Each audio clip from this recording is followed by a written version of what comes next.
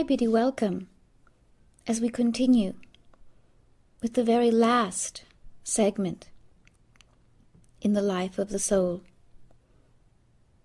Indeed, and how is one to consider the last segment of a soul as if indeed that were possible? And yet we explore here a cycle. Perhaps, yes, that better put. The last in the great cycle of the soul as it expresses itself through one journey, one lifetime.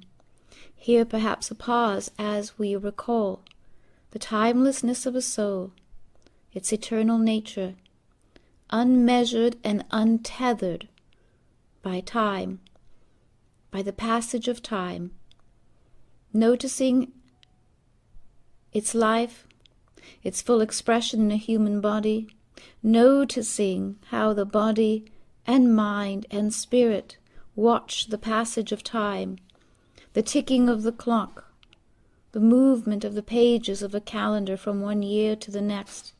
And to the soul, all of this is folly, for it can never measure itself in a day or a lifetime. And yet the soul understands the process. It understands the process by which it has immersed itself into a human life and into all of the beliefs associated with that human life, including that one is bound by time, that a body as a vehicle, well, it lasts a certain number of years, after which time it will expire. Yes, it can be renewed, its contract can be extended, oh, but for how long? But you see, matters not, for by that time the soul also prepares to move to another journey, to another place in its dimension. Yet again I say to you, the soul does not see the beginning or the midpoint or the end of a life. It sees chapters, it sees segments, journeys, explorations, discoveries, adventures. And so it does not hurry to complete a purpose, as perhaps you have heard at other times. A soul does not hurry, for to hurry would in fact involve the passage of time. The soul then encourages acceleration, which is unique in its experience. To accelerate, then, is to explore in a deeper sense. It is to call upon more aspects. It is to reach further and beyond what time offers. So here a distinction then. We have said to the soul, time does not exist, and it does not hurry, and yet it does accelerate. To accelerate means to further purpose. It means to enliven. It means to excite. It means to quicken, not in terms of a pace by which one would walk, but to quicken the soul's ability to delve, to call forth. It enriches. Yes, acceleration then is enrichment to the soul. And perhaps then that is the best orientation as we enter this last segment in the exploration of the life of the soul. Now it is time for enrichment. Now, does everyone whom you meet, in their 60s or 70s or 80s or 90s, or even the centenarians, do you see them excited about life? Do they seem content and joyful? Well, perhaps small is the number that you would say to this. And again, it is the soul at this point that is excited. For the soul has managed to, yes, gather the attention, capture the attention of the being, of the body, of the spirit, of the purpose. It is not reined in. It is not by boundaries, but because it has excited the cells, the molecules, the atoms to such a degree that the body in some ways rejuvenates itself as well. Now, are all bodies able to rejuvenate themselves? No, not all. To some degree it depends upon the heredity of the body, and there are some bodies that, well put, well used, are not as able to regenerate from the cellular structure. There are some bodies that have larger, stronger strains of atoms, depending upon their original construction, their original forming, coming together. And these stronger, just as you have noted, there are those of stronger genetic structure. These are able to regenerate the cells, restart them to a greater degree than others, and so able to some degree to rejuvenate the body as well.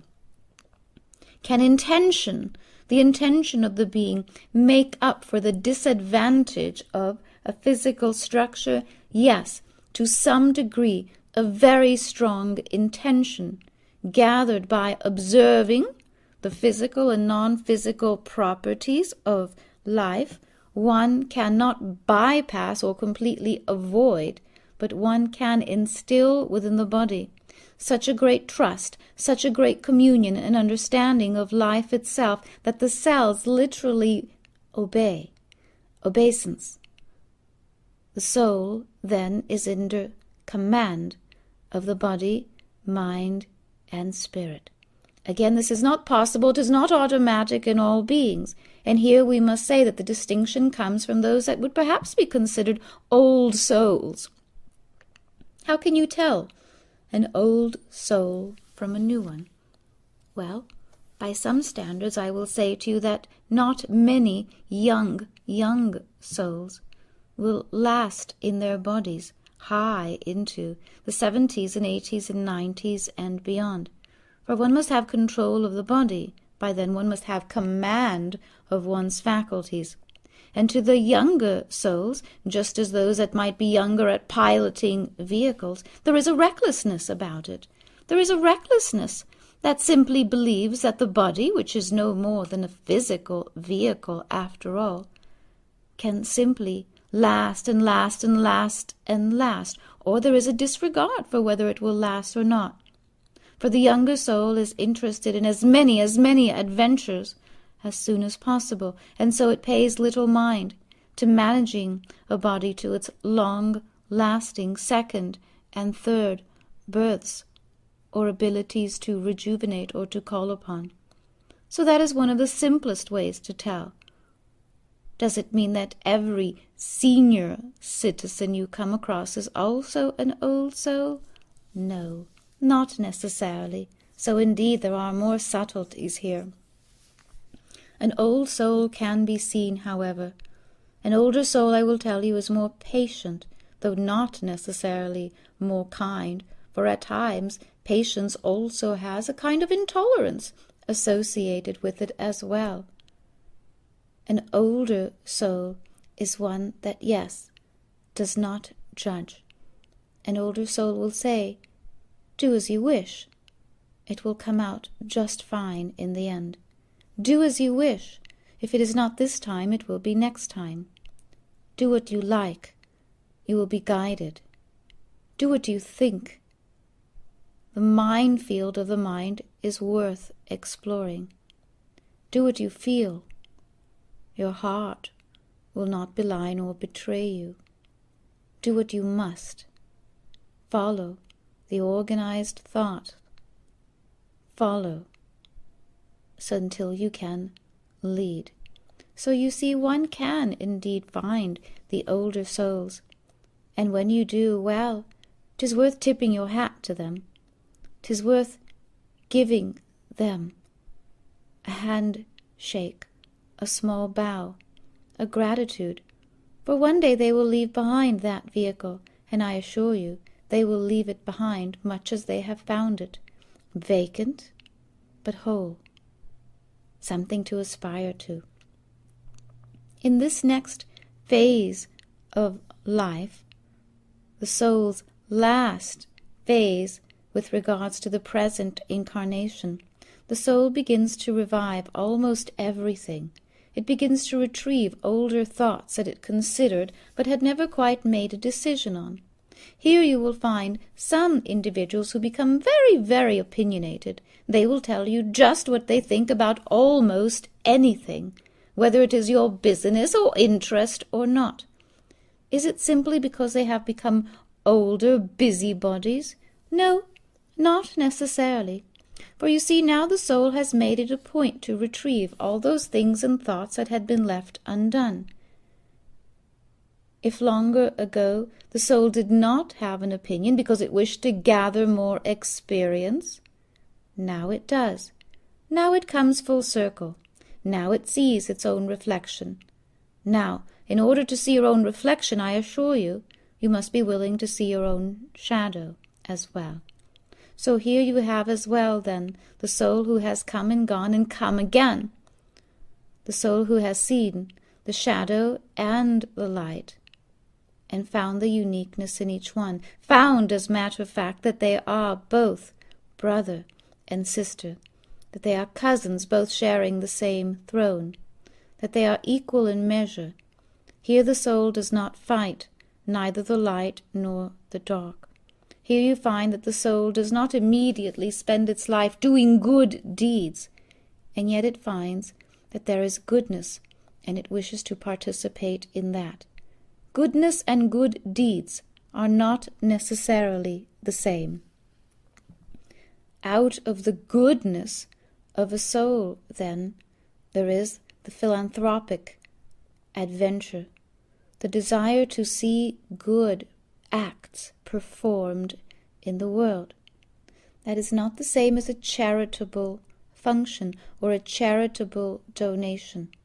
A soul's philanthropic effects simply comes from the desire to see good at work in the world, to see goodness prevail, which is not the same as to do battle with difficulty or poverty or war.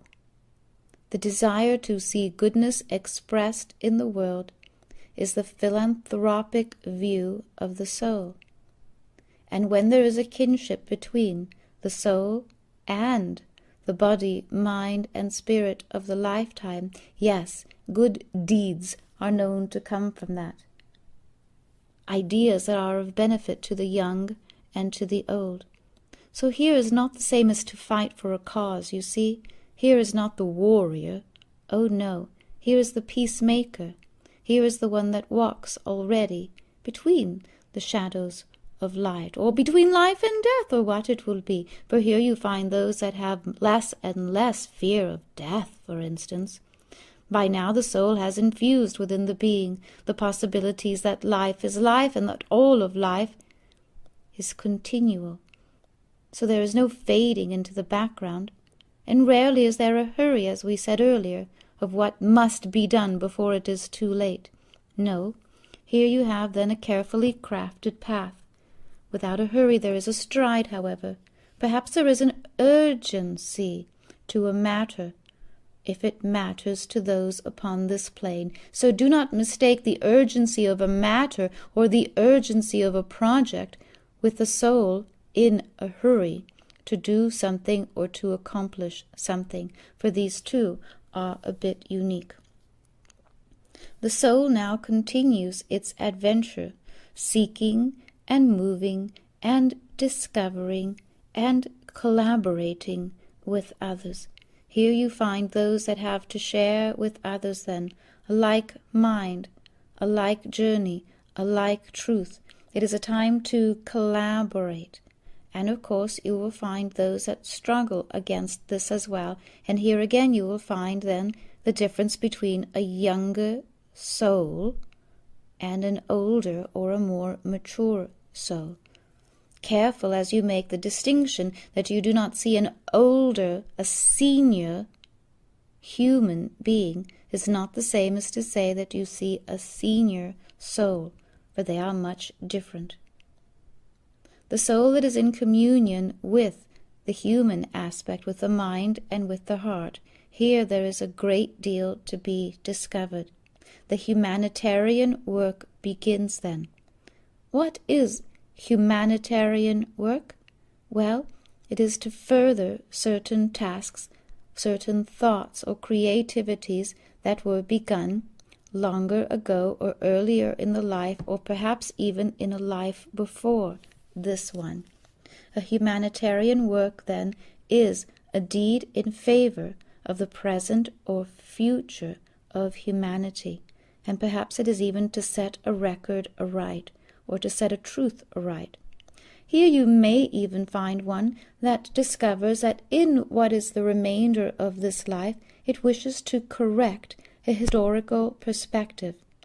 Perhaps it would wish to say, in this life, I was this being or that being, and what is written here or told about me or that life, that is incorrect.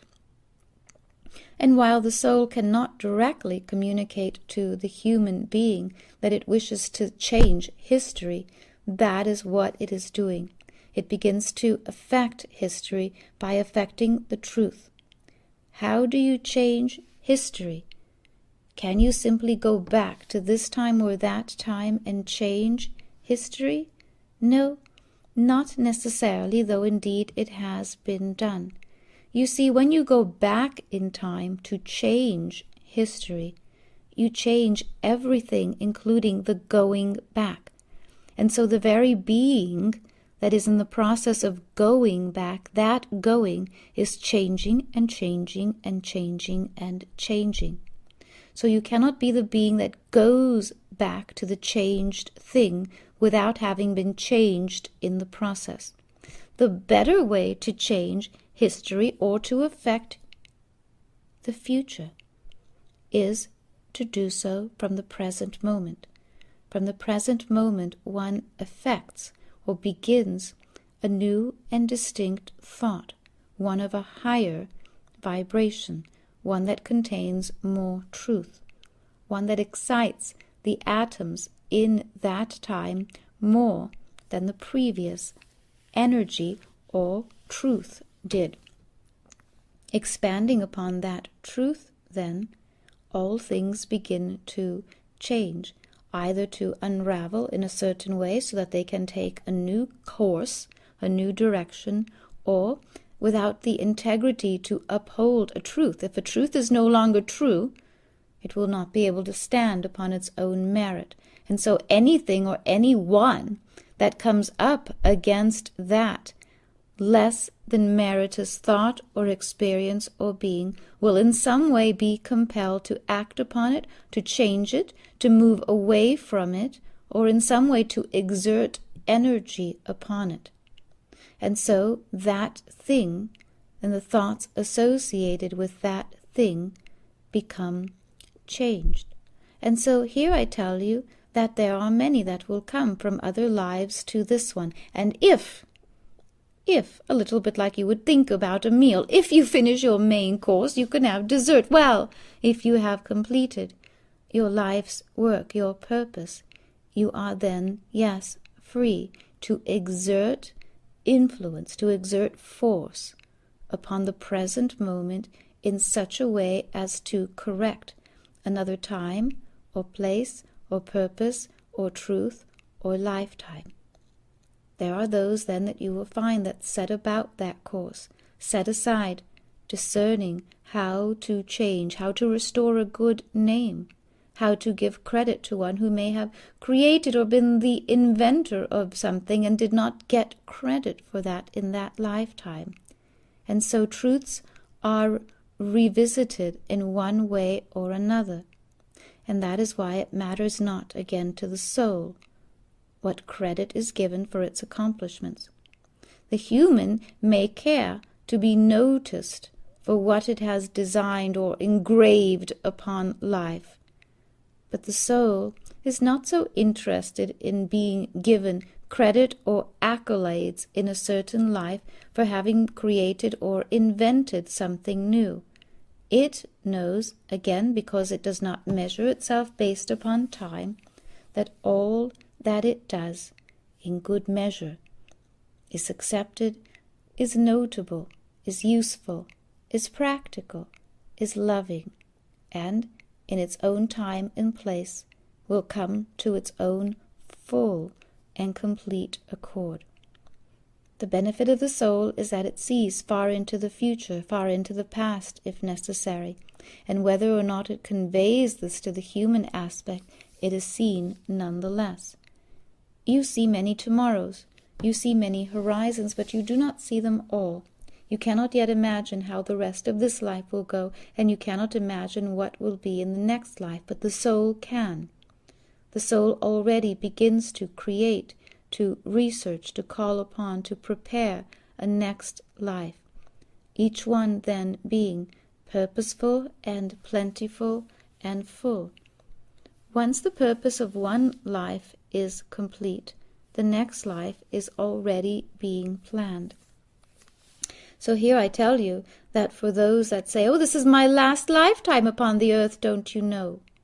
Well, not necessarily. It is the last lifetime in a series that is being considered. It is the last lifetime in how one goes about the structure, so that the next time round there will be a lighter structure. There will be less choice, less purpose in the human standpoint, and much more to the divine aspects. So the soul begins to divine and decide what will come in future lifetimes in that way, and so plans, motions. All the while, the body itself, even if it is being rejuvenated, well, the body still ages, you know. The body has seen many, many seasons, and so the body prepares in its own way to return to the earth or to the materials of the earth. The body does not struggle against this. The parts that struggle are the mind. The mind is the finite aspect of soul, spirit, body, lifetime. Here there is the one part that is finite, and it is the human mind.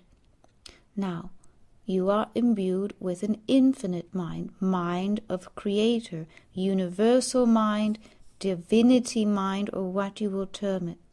And yet, the aspect of you that manages the human life and the human bond, it is a human mind. It is the mind-brain, gray matter combination that orchestrates and coordinates everything associated with this life. This mind communicates not only with the greater mind, but also with soul, in order to have brought about all of the activities that are important and associated with the purpose as the soul has orchestrated it. However, it is a little bit like what you might consider a part-time job or a contract job, understanding that it will come to an end at some point, at some time, and the timeless aspects of the soul will of course continue forward. For the most part, there is peace in this, but not completely. Now, in a lifetime, is every purpose achieved? Yes, the soul achieves its purpose. Why then do some individuals believe that they did not live well, or live purposefully, or get what they wanted in life, or find the joy or happiness, or like that? Why the disparate thoughts in this case?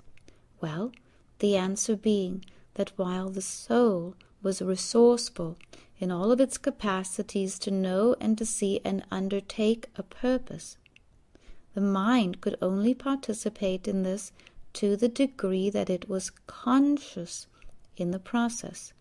Just like you can only participate in your day to the degree that you are awake in the day. If you are asleep during the day, much of your day will pass you by.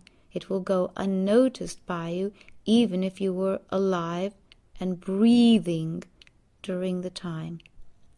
So here you find a time then when there is the lamenting in some ways. Here you will find not the soul, but the limited mind of the being that begins its sad lament. I did not live as I wished to live. I did not have children nor grandchildren. I did not sail round the world as I had promised myself I would. I did not climb the tallest peak, nor find my way to the deepest oceans. I did not have the love of my life, nor recover my health completely. I did not have the wealth that I have sought. I did not work at the kind of career that I had originally called for myself. I do not have this relationship, nor that, nor the respect that I deserve at this time. Here I tell you that when you find those who clamor for a respect that they do not receive, it is because they have not lived according to their own soul's code, and in some ways they have forfeit something of value.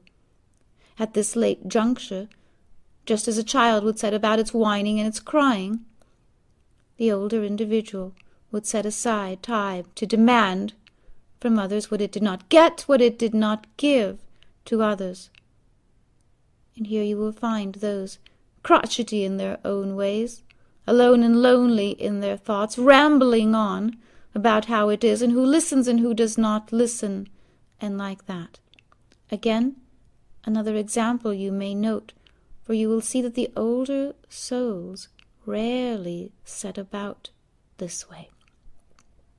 It is the younger souls who lament, first in the younger ages, then again in the middle, and then to the last even, lamenting how it is, and why it was, and why it did not work, and how only the unworthy, unjust take the place of the righteous.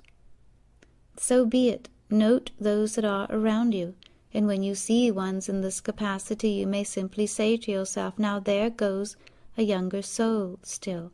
Ah, and this one too will grow and mature and discover, and I will see that one again. Surely I have been that one, so surely I will meet that one along the hero's path yet again. To the older soul, to the more mature soul, then, there comes a sweetness.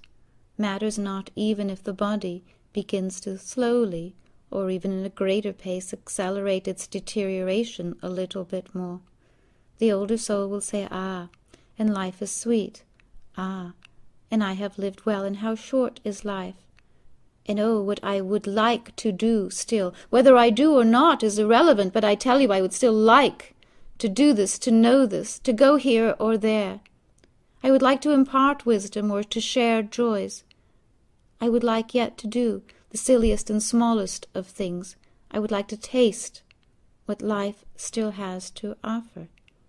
Again, notable the differences between the younger souls and the older souls. The younger souls will say, if I had it to do over again, I would do this and I would do that, and I would never do that, nor take advantage of this or like that. The older, more mature soul will say, perhaps I would have changed a thing or two, or perhaps yet, upon second consideration, I might have left it all the same, just as it was. For it has been a journey after all, and in the undertaking of that, have I not learned, have I not grown, have I not shared, have I not savored from life itself? And so there is the savoring aspect of life now, and the notable difference is perhaps now more than at any other time. You begin to see the soul reflected through the human body. The soul begins to reveal itself, because now there is no more fear that the soul will get caught up into the gravitational field of the earth, for instance. No, the soul knows that now its path is already committed. Its fate is sealed, if you like, but it does not see it that way. It simply sees that there is a little more time still.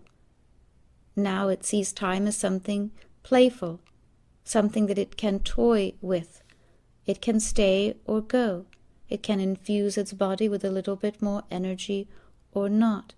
It can play with time, stretch it, pull it, tug upon it, condense it, extract 1 hour of a day that is unique and special, nap through the entire day if it chooses to, not missing anything, knowing that all things are complete. As the body then begins to, atrophy a small amount or deteriorate a small amount, here you will see that some do so in a sweet sense, in a childlike, innocent sense, or perhaps in ways that are more abrupt. Now, here is a time in which the soul is truly in charge, truly notable in its ability to begin to draw to it unique experiences that one would marvel at. And how did this one come about such a unique feat at that age? You would hear it say. Or perhaps it will simply say, and it has been an adventure, and like a fine wine we have poured out all of the contents and drunk to the merry, and then it is time to withdraw. To the older, more mature soul, you will see that. You will begin to see a simple desire to withdraw from those things of life, less desire for the material, less desire even for unique and special moments that are new and original. And it is not because life altogether becomes boring. No, not that. Instead, it is that life simply completes itself. Every day and every hour feel rather complete, with little doubt upon the matter. The day itself completes, and the soul begins to retreat from the body, not by removing its energy, but by allowing the body to be what it is naturally, with less and less direction. The older, more mature soul, then, allows the wisdom of the body to take the lead rather than soul's purpose, rather than life's journey. It allows the body itself to lead in what way and what direction it will. Now there are interesting anomalies that come with this. For a soul, you see, trusts not only the mind and the spirit, but the elemental body as well. The soul now trusts that the body will know in its own wisdom, in its own earthly intelligence, what to do and how to do it. The soul is less interested in the body at this point then. Still, yes, somewhat managing its resources to some degree, but the soul is now already interested in planning and plotting its next adventure, which is not to say that it is disrespectful for the body or its mechanisms. It is not to say that the soul does not wish to keep for its own concern and consideration the body at a well-kept pace. But it does begin to withdraw with care, with compassion, allowing the body's elemental wisdom, the earthly intelligence, to begin to lead. Now remember, the body does not belong to the soul. It belongs in fact to the earth. The body in fact belongs to Gaia. The body is made of earth elements. It was created here upon the earth. It was accelerated here, enlivened here, by spirit, by soul. But the body itself, its waters, its clay, its structure, the bone, mineral, water, the body belongs to me. The soul, then, with great care and respect, begins to set about tidying that house as best as possible. Here we speak of the highest scenario. Here we speak then of the mature soul entrusting the body to its own walk, slowly then, or at times very quickly, and in accelerated motion, creating its own time and place, not for its demise, but for its correct exit, at a time and purpose and choosing of its own. Now, to the less conscious or to the less evolved souls, this is when you see a time of great difficulty. This is when you see dis-ease or discomfort. Here you see the older beings that have then fallen, perhaps hurting their hip or another organ then. What is to be made of this? It is not then worthwhile, as you might know, to transplant entire organs if the rest of the body cannot also be rejuvenated to work in sync with that organ. The older souls know this, understand this, but the younger ones do not.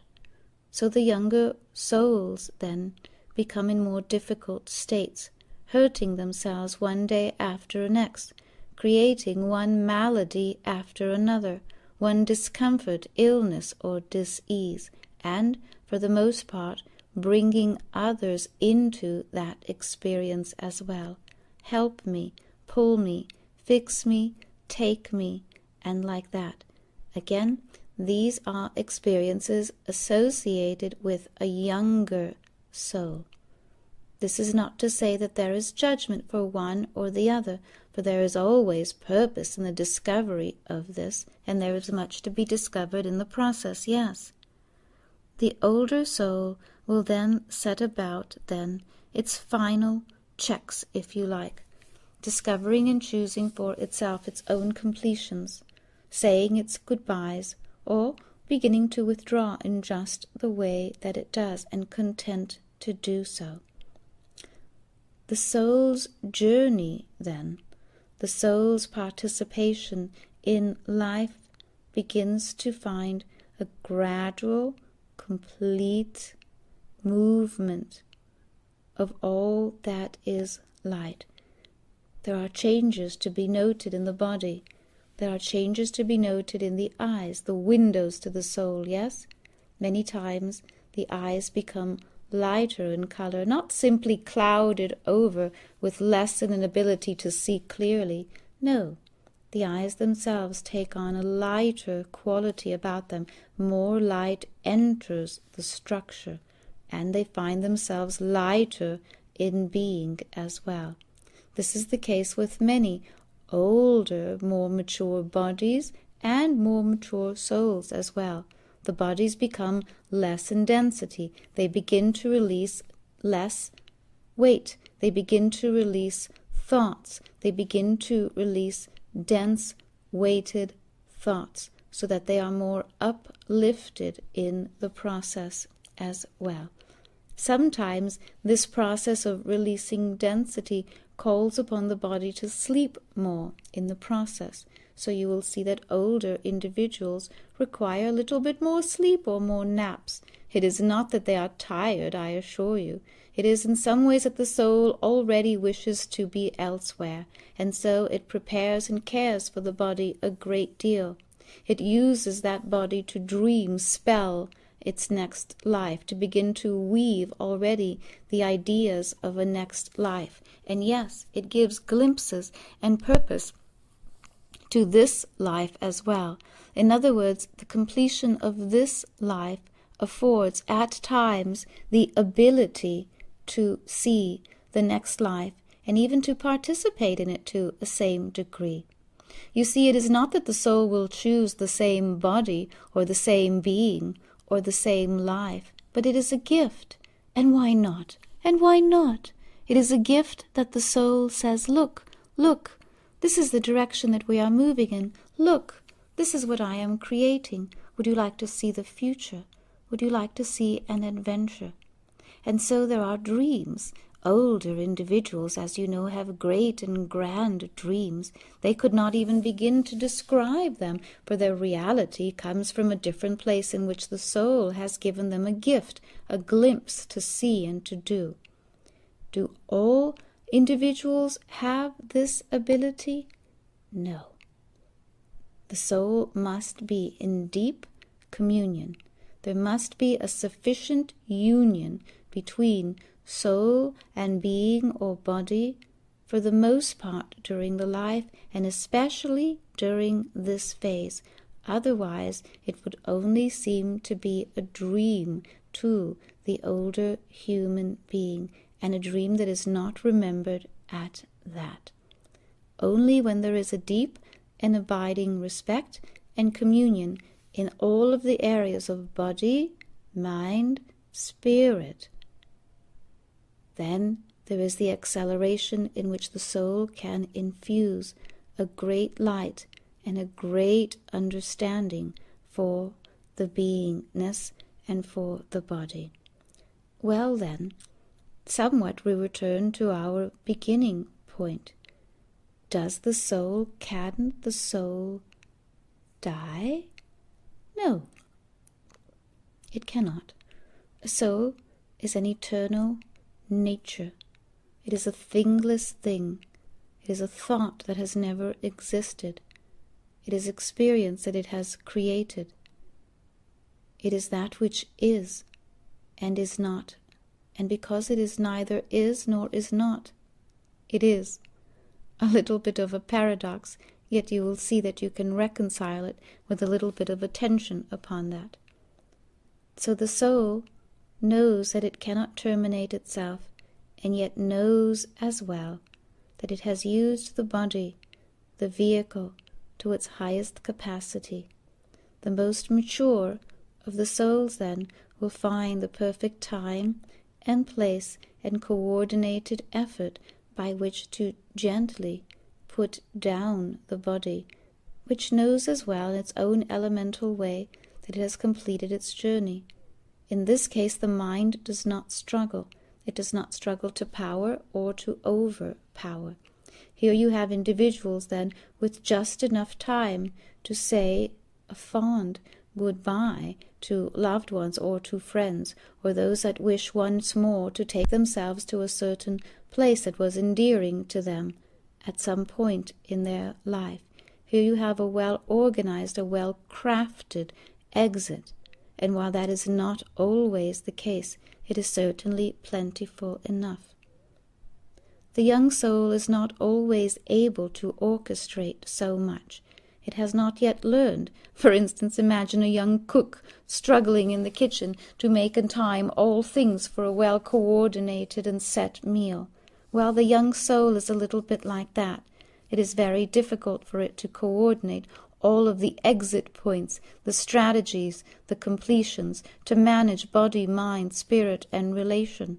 And so here you find haphazard moments in which it could not coordinate all, and found an exit in one way or another, but perhaps at an unexpected moment, you see, one that did not seem planned, one that seemed just a little bit too soon, or not the way anyone imagined it would go. So be it, a small acknowledgement then. Now, what does the soul do once it prepares or has already left the body? Does it simply abandon it, saying, "Thank you very much, and I'm off to the next experience"? Well, in some ways, yes, because once the purpose of that life has been completed, there is less and less interest of the life of the soul in the body that it has bonded with. However, it is also a respectful moment, and so the soul then will make accommodations, if not for the body or for that being. At times it will make accommodations and adjustments for other beings associated with that life, and this can be called the gift of spirit. So imagine then, for instance, that there are those that would receive an inheritance that they had not planned on. In some ways, it is not simply the life of the being or the leftover properties. It is the soul that, choosing to make a difference until the moment, or from beyond the moment, if you like, has orchestrated, crafted carefully what could be of benefit to others of that life. Imagine a younger body where the soul will say, "I have a donor in mind for this organ or that," and make certain that that happens. That is also a crafting by the soul's perspective. A martyr, what you would term a martyr, that is also crafted by the soul. You see, In all of these ways, it is the soul reaching into and through and beyond life in its simplest sense, in order to bring about or to effect a higher order or a higher change. So even just before or just after or during, as we have seen throughout this series, the soul's purpose plays a very large part. It has never begun, and so it never ends. And so even from beyond the grave, if you would use that terminology, the soul is still active, because the soul exists in the present moment. And if there is a way that it can active or activate a presence in the life of what is taking place, it is within the soul's perspective to do so. It simply does. It does not think about it in a sense of the mind. Would that be a good idea or not? Would that complicate things or muck things up or make them better? The soul does not contemplate or think about something in a way that the mind does. The soul is and does, makes active, and then withdraws. In its own way, then, the soul continues even a bit more, perhaps bringing messages to some who remain on this side of the veil after the soul has already transitioned. There are messages, there are moments, there are truths, there are discoveries. There is a way in which the soul can impulse the lives of others that it has left behind, if it can. How and when does one choose this? Well, there needs to be a mark. There needs to be a moment, a momentary marker that was set someplace during the lifetime, a little bit like what you would call a bookmark. One would set a bookmark in some chapter of life, in a page, in an hour, in a day of life. Put a marker there and say, I will return here. There is work to be done here. There is a gift to be given. There is something that is worthwhile making active here. In all of this way, then, the soul makes its way to that marker as if it were a beacon that has called it. And indeed it must be that strong, otherwise the soul's calling would not simply bring it back into the life. And so the soul will set upon making the changes, bringing the benefits or the gifts, the blessings to others, for it is always within the soul's perspective to bring growth, companionship, to add to the lives of others, for it will only add to oneself, not because doing good, a good deed, is better or necessary, simply because it is what a soul is. A soul does based upon what a soul is. Not all soul structures reach back into a life. It is more the aspects of the older souls again. But I tell you here that it is possible, and that it is likely for some, in fact, that it will do so. And so, a life completed, and the soul, the life of the soul, continues. And now then, and what? A life is complete, and the soul says, oh, thank you, that was a lovely life. Thank you very much. I enjoyed it, oh, so very much. See you again? Not exactly. For souls come together in great conclaves, as you might imagine.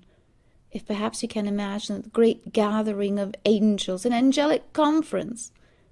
Well, at times there are conclaves associated with souls as well, where great groups of entity, beings, souls, great light, great imaginings, great truths, great love, great compassion is pulled together. Almost inevitably comes the unmistakable love and compassion, the magnetic of the souls. And so in this great outpouring, the life of the soul is extended, even just a little bit longer. In a marriage of heaven, if you like, in which all souls are brought together, great mysteries appear, and great magic appears upon the earth. And in moments such as these, great light gathers, and great change great momentous change and evolution at times takes place upon the earth. The earth is now nearing one of these moments. And as you might imagine, there are many, many souls interested in activating every soul, every particle, every aspect within themselves and others to be enlivened and awakened for the experiences that are yet to come and unveil themselves in this moment. But there are also those with another calling, called to a conclave beyond the earth plane, called to explore and experience life beyond the physical, beyond the limitations. And so these begin to withdraw now. And as the moments continue to unfold, you will see that there is even more than at any other time an acceleration of the soul's directive, an acceleration to move beyond the planes of the physical, even the accelerated planes of the physical, to move beyond these to the next available plane, where life, the eternal life of the soul, can be explored as well. It would be incorrect to think or to imagine that what you would term ascension or growth or discovery, transition, transformation, transmutation from one veil to the next or one age to the next must be accomplished in a physical body. Nothing could be further from the truth. And there are many, many souls that would prefer to know their light in a lighter sense, to withdraw from the bodies in time. So for one reason or another, you will see this more and more. Matters not at what age, matters not young age man or old age woman. Matters the directive of the soul must be followed, will be obeyed. And in the great conclaves, both upon the earth and beyond the earth, in the great dimensional timescapes of all that is, comes the great discovery by which the soul's progress is marked. This time, this year, this particular juncture is, yes, a marker in the book of humanity, for humanity to say, I am, and I become more than I have been. I move beyond this veil and into the next place and into the next phase, and it is the soul's courtesy to acknowledge this, to favor this, and to assist humanity in its next endeavor. A soul is not a human. There are no human souls and other souls. There are no earth souls and other souls. There are simply souls. Soul's essence, the essence of all that is, an expression of light and purpose, is soul. Is a gathering of light and experience. It is the unfoldment of light. It is a harmonic expression of all that is. And so the light prepares to receive itself, to begin again, to reset itself. And so the life of a soul is set only to begin again, to revisit the next adventure. The soul does not tire, it yearns. The soul does tire, yes, of being in a body or in a life, but a soul does not tire. It is made of an infinite light, the light of all that is, and all that is does not tire, not of humanity, not of this moment, and, sweet ones, neither does Gaia. Until the next moment, by which I will bring to you an entirely different topic for your consideration and exploration. I bid you good day.